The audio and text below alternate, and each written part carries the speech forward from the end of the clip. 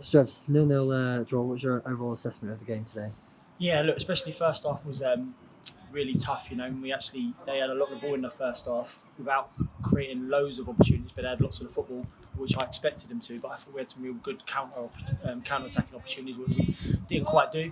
And I said it during the game when he booked Ben House and lad Odgesina for them, the number 5 in the first half. I was disappointed that the ref did that in terms of for both players. I think he could just spoke to him and said, "Don't be idiots, don't get involved in anything stupid."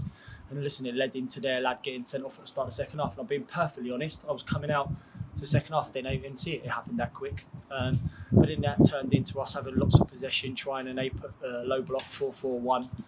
Really not even one at a time, trying to get everyone behind the ball. And listen, we come up against Solihull Moors and we did it to them. Was it 4 or 5 weeks ago now? So it's really hard to try and break down the block. I thought we could have moved the ball a little bit quicker, created a few more overloads in wide areas, but just wasn't to be. So look, we take the point. We wanted 3, especially with them going down to 10 men. But listen, they're in the top 3 and have sort of been in a real good shape. 8 other teams have come here and lost in the last 2 months, so can't have everything our own way. Yeah, like I said, it's a point on the board, but does it feel like 3 missed with the chances we had at the end? No, not really. Look, before the game, did I want to cut? Of course I wanted to come in and win. Did we have lots of chances? We had opportunities to create chances, but no glaring ones, I don't think. We had a few little things that dropped down. I know Hassie hit the ball late in the game, but yeah, look, I'm saying, when we played against Solihull, they didn't really create loads against us either, because we put a low block in. It's really hard to find little pockets and you're trying to produce it wide to get across in the box. And one late mistake that we did in the 93rd, 94th minute against them, our mistake led to them banging one in the bottom corner. Today, credit to Hartlepool, they didn't make that same mistake that we did. So, but look, overriding fault is these guys were, top for 10-15 minutes the other day. They've won 8 games in a row at home.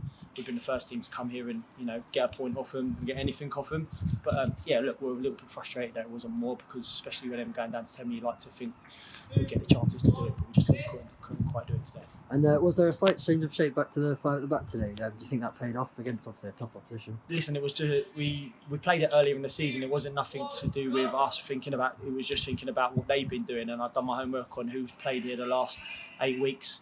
Best thing for us was to try to do was to match them up and try and go man for man all over the pitch, and countering on that, they played similar to what Chesterfield did against us the other not too long ago, playing that boxing midfield. And when you play a 4-4-2 against a boxing midfield, sometimes it's 4 against 2 in there. So we had to try and nullify that threat. And I said to the boys before the game, I think they've had the most expected goals or most balls into the box and things like that over the course of the season. And let's credit to the work that Dave's doing here, but we've managed to take 4 points off a very good team over the course of the season. Of course, we'd have loved it to have been 6, but just wasn't to be.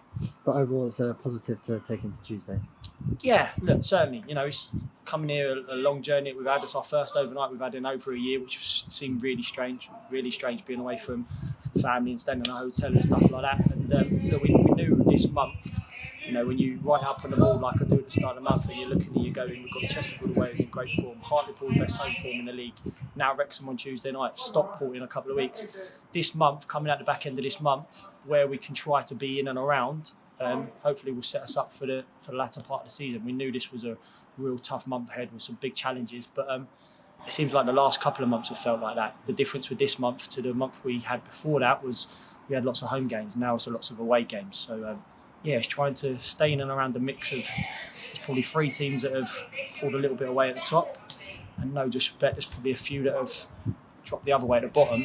Everyone else is going on good runs, losing a few, going on good runs. So we're just trying to hang in a spot to try and be in a good place. And like I said to you a few weeks ago, we got ourselves in a real good position, but nothing's won after or achieved after 24, 25, 26 games. It's where we're going to be in another 10, 15 games time, which is going to ultimately see the type of season we've had. But yeah, we look forward to Tuesday now. Another tough away game away at Wrexham. They're in great form as well. So yeah, another challenge to face on.